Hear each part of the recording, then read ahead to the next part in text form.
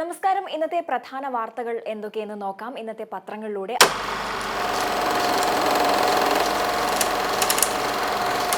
ആദ്യം തന്നെ ദീപിക പത്രമാണ്. ദീപിക പത്രത്തിലെ ഇന്നത്തെ പ്രധാന വാർത്തകൾ എന്തൊക്കെയെന്ന് കാണാം. ആദ്യത്തെ വാർത്ത, ഒറ്റ തെരഞ്ഞെടുപ്പ് ബില്ലിന് കേന്ദ്ര അനുമതി എന്ന വലിയ തലക്കെട്ടോടെ വളരെ വിശദമായി തന്നെ ഒരു വാർത്ത ദീപിക നൽകിയിട്ടുണ്ട്. ലോക്സഭാ നിയമസഭാ തിരഞ്ഞെടുപ്പുകൾ ഒരുമിച്ചും തുടർന്ന് 100 ദിവസത്തിനുള്ളിൽ ത്രിതല പഞ്ചായത്ത് തിരഞ്ഞെടുപ്പും നടത്താനുള്ള ഒരു രാജ്യം ഒരു തിരഞ്ഞെടുപ്പ് പദ്ധതിക്ക് കേന്ദ്ര മന്ത്രിസഭ അംഗീകാരം നൽകിയതിനെ കുറിച്ചുള്ള വാർത്തയാണ് നൽകിയിരിക്കുന്നത്. ഈ വാർത്തയ്ക്കുള്ളിൽ തന്നെ കേരളമടക്കം 17 സംസ്ഥാനങ്ങളിൽ സർക്കാരുകൾ പിരിച്ചുവിടേണ്ടി വരും. ഇടക്കാല തിരഞ്ഞെടുപ്പുകൾ 2029 ശേഷവും ഒഴിവാക്കില്ല. ഭരണഘടനാ ഭേദഗതി അനിവാര്യം തുടങ്ങിയ കുഞ്ഞു തലക്കെട്ടുകളും അതിനോടൊപ്പം തന്നെ വാർത്തയും നൽകിയിട്ടുണ്ട്. ഒപ്പം തന്നെ കേന്ദ്രത്തിന് സർവാധികാരം നൽകാനുള്ള അജണ്ട മുഖ്യമന്ത്രി എന്ന ചെറിയ തലക്കെട്ട് നൽകിക്കൊണ്ട് മുഖ്യമന്ത്രിയുടെ ഈ വിഷയത്തെക്കുറിച്ചുള്ള പ്രതികരണവും നൽകിയിട്ടുണ്ട്. ദീപികയുടെ പകുതി പേജോളം ഈ വാർത്ത നിറഞ്ഞു നിൽക്കുകയാണ്. താഴേക്ക് വരുമ്പോൾ, ചന്ദ്രയാൻ 4 ബഹിരാകാശ നിലയം ആകാശക്കുതിപ്പിന് പദ്ധതികൾ എന്ന വാർത്ത നൽകിയിട്ടുണ്ട്. ചന്ദ്രയാൻ ദൗത്യത്തിന്റെ അടുത്ത ഘട്ടത്തിന് കേന്ദ്ര അനുമതി നൽകിയതിനെ കുറിച്ചുള്ള വാർത്തയാണ് ഇത്. തൊട്ടടുത്തായി ജമ്മു കശ്മീരിൽ 59% പോളിംഗ് എന്ന വാർത്ത നൽകിയിട്ടുണ്ട്. അതോടൊപ്പം തന്നെ ESA പരിധി ജനവാസ മേഖലകൾ പൂർണ്ണമായും ഒഴിവാക്കണം, ഇൻഫാം എന്ന തലക്കെട്ട് നൽകിക്കൊണ്ട് ESA പരിധിയിൽ നിന്ന് ജനവാസ മേഖലകൾ പൂർണ്ണമായി ഒഴിവാക്കണമെന്ന് ഇൻഫാം ദേശീയ ചെയർമാൻ പറഞ്ഞതിനെ കുറിച്ചുള്ള വാർത്തയാണ് നൽകിയിരിക്കുന്നത്. തൊട്ടു താഴെയായി നിതിൻ ജാംദാർ ഹൈക്കോടതി ചീഫ് ജസ്റ്റിസ് ആകും എന്ന വാർത്തയും നൽകിയിട്ടുണ്ട്. ദീപികയുടെ മറ്റു വാർത്തകൾ എന്തൊക്കെയെന്ന് നോക്കാം. മലപ്പുറത്ത് യുവാവിന് എംപോക്സ് സ്ഥിരീകരിച്ചു. ഹേമ കമ്മിറ്റി റിപ്പോർട്ട്, പോലീസ് ഉന്നതതല യോഗം ചേർന്നു, നിയമോപദേശത്തിന്റെ അടിസ്ഥാനത്തിൽ നടപടി എന്നിവയാണ് മറ്റു വാർത്തകൾ. കൂടാതെ പേജറിന് പിന്നാലെ പൊട്ടിത്തെറിച്ച് വോക്കി ടോക്കികളും 9 പേർ കൊല്ലപ്പെട്ടു എന്ന വാർത്തയും നൽകിയിട്ടുണ്ട്. അടുത്ത പത്രം ദേശാഭിമാനിയാണ്. ദേശാഭിമാനിയിലും ഒരു രാജ്യം ഒരു തിരഞ്ഞെടുപ്പിന് കേന്ദ്രാനുമതി നൽകിയ വാർത്ത വിശദമായി തന്നെ നൽകിയിട്ടുണ്ട്. എന്നാൽ അതിനെ വിമർശിച്ചുകൊണ്ടുള്ള ഒരു വാർത്തയാണ് ദേശാഭിമാനിയിൽ നൽകിയിരിക്കുന്നത്. തൊട്ടടുത്തായി വൈവിധ്യത്തെ തകർക്കും എന്ന പിണറായി വിജയന്റെ പ്രതികരണവും നൽകിയിട്ടുണ്ട്. ദേശാഭിമാനിയുടെ വലതുവശത്ത് 2 ചെറിയ വാർത്തകൾ നൽകിയിട്ടുണ്ട്. നിയമസഭാ സമ്മേളനം 4 മുതൽ ചികിത്സയിലുള്ള യുവാവിന് എംപോക്സ് സ്ഥിരീകരിച്ചു എന്നിവയാണത്. താഴേക്ക് വരുമ്പോൾ, വയനാട് പുനരധിവാസം കള്ളപ്രചാരണത്തിനെതിരെ 24-ന് ബഹുജന പ്രതിഷേധം എന്ന വാർത്ത നൽകിയിട്ടുണ്ട്. ഈ വാർത്തയ്ക്ക് തൊട്ടടുത്തായി ഓണത്തോടനുബന്ധിച്ച് ബുധനാഴ്ച തൃശൂർ നഗരത്തിൽ നടന്ന പുലികളിയുടെ ചിത്രവും നൽകിയിട്ടുണ്ട്. അടുത്ത പത്രം നോക്കാം. അടുത്ത പത്രം മാധ്യമമാണ്. മാധ്യമത്തിൽ ആദ്യത്തെയും ഏറ്റവും പ്രധാനപ്പെട്ട വാർത്തയും ഒരു രാജ്യം ഒരു തിരഞ്ഞെടുപ്പിന് കേന്ദ്ര അനുമതി നൽകിയതിനെ കുറിച്ചുള്ള വാർത്തയാണ്. രാംനാഥ് കോവിന്ദ് കമ്മിറ്റി ശുപാർശ കേന്ദ്ര മന്ത്രിസഭ അംഗീകരിച്ചു. കടുത്ത എതിർപ്പുമായി കോൺഗ്രസ് എന്നിവയാണ് ഈ വാർത്തയുടെ ഉള്ളടക്കം. ദീപികയെയും ദേശാഭിമാനിയെയും പോലെ തന്നെ മാധ്യമവും വിശദമായ വാർത്ത തന്നെയാണ് നൽകിയിരിക്കുന്നത്. മാധ്യമത്തിന്റെ ഇടതുവശത്തേക്ക് നോക്കുമ്പോൾ 3 വാർത്തകളാണ് നൽകിയിരിക്കുന്നത്. ആദ്യത്തേത്, മലപ്പുറത്ത് മങ്കിപോക്സ് ഫുട്ബോൾ താരമായ ഇറ്റാലിയൻ സ്ട്രൈക്കർ സാൽവദോർ ഷിലാച്ചി അന്തരിച്ചതിനെ കുറിച്ചുള്ള വാർത്തയാണത്. മാധ്യമത്തിലെ മറ്റു വാർത്തകൾ എന്തൊക്കെയെന്ന് നോക്കാം. വീണ്ടും ട്രഷറി നിയന്ത്രണം, ബിൽ മാറ്റ പരിധി 5 ലക്ഷമാക്കി എന്ന വാർത്ത നൽകിയിട്ടുണ്ട്. തൊട്ടുതാഴെ കശ്മീരിൽ പോളിംഗ് 59% എന്ന വാർത്തയും അതിനോട് ചേർന്നായി സ്വന്തം ബഹിരാകാശ നിലയം ചന്ദ്രയാൻ 4 വാനോളം പ്രതീക്ഷകൾ എന്ന് തലക്കെട്ട് നൽകിക്കൊണ്ട് ISRO നടപ്പാക്കുന്ന ബഹിരാകാശ പദ്ധതികൾക്ക് കേന്ദ്ര മന്ത്രിസഭ അംഗീകാരം നൽകിയതിനെ കുറിച്ചുള്ള വാർത്തയും മാധ്യമത്തിൽ നൽകിയിട്ടുണ്ട്. ഏറ്റവും ഒടുവിലായി ലെബനനിൽ വീണ്ടും സ്ഫോടനങ്ങൾ എന്ന വാർത്തയും നൽകിയിട്ടുണ്ട്. വോക്കി ടോക്കികൾ പൊട്ടിത്തെറിച്ച് 14 മരണം എന്ന വിവരവും ഈ വാർത്തയ്ക്കൊപ്പം തന്നെ നൽകിയിട്ടുണ്ട്. അടുത്ത പത്രം എന്ന് പറയുന്നത് കേരള കൗമുദിയാണ്. കൗമുദിയിൽ ആദ്യം തന്നെ നൽകിയിരിക്കുന്ന വാർത്ത, പത്രാധിപർ കേരള കൗമുദിയെ നിർഭയ ശബ്ദമാക്കി മന്ത്രി ശിവൻകുട്ടി എന്ന മന്ത്രിയുടെ പ്രതികരണത്തോടൊപ്പം ഒരു ചിത്രവും നൽകിയിട്ടുണ്ട്.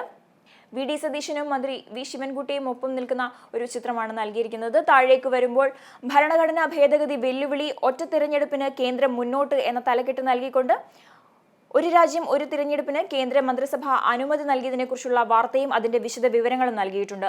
തൊട്ടടുത്തായി തൊഴിലാളി വേതനം പുതുക്കാൻ സർവേ എന്ന തലക്കെട്ട് നൽകിക്കൊണ്ട് മിനിമം വേജസ് ആക്ടിന്റെ പരിധിയിൽ വരുന്ന 6ലേറെ മേഖലകളിലെ തൊഴിലാളികളുടെ വേതനം പുതുക്കുന്നതിന്റെ ഭാഗമായി പുതിയ ഉപഭോക്തൃ വില സൂചിക തയ്യാറാക്കും എന്നതിനെ കുറിച്ചാണ് വാർത്ത.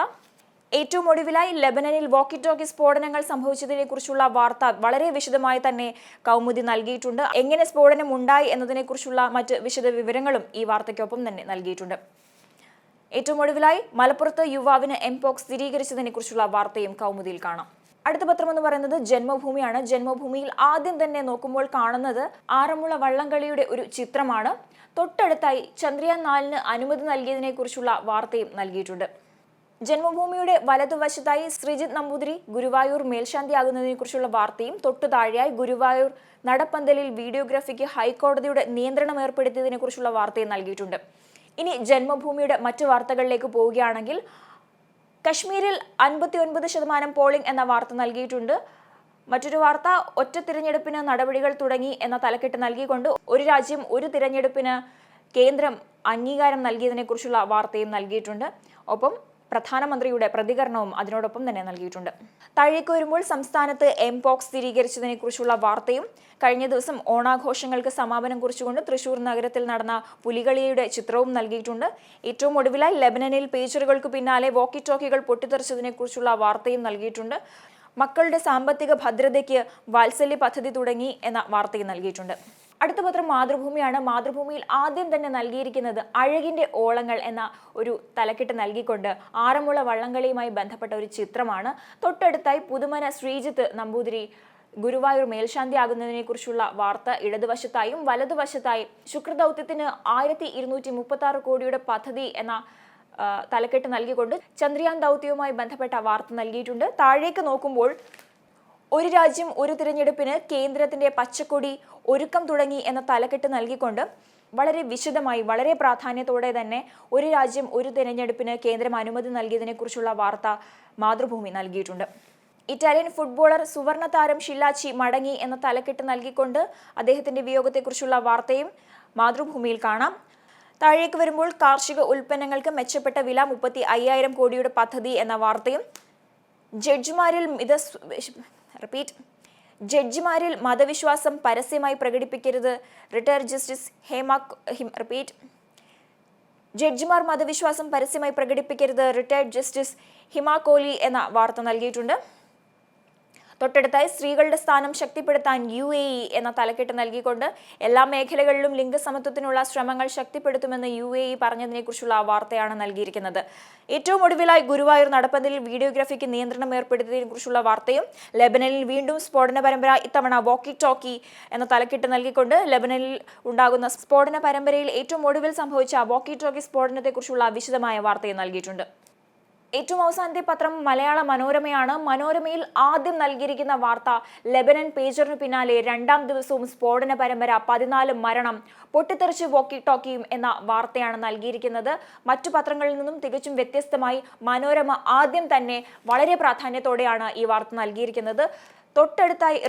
തൊട്ടടുത്തായി റിയാദ് മാത്യു ABC ചെയർമാൻ എന്ന വാർത്തയും അതിന്റെ തൊട്ടു താഴെയായി ജമ്മു കശ്മീർ 61% പോളിംഗ് എന്ന വാർത്തയും നൽകിയിട്ടുണ്ട്. മറ്റു പത്രങ്ങളിലെല്ലാം തന്നെ 59% പോളിംഗ് ആയിരുന്നു ജമ്മു കാശ്മീരിൽ രേഖപ്പെടുത്തിയത്.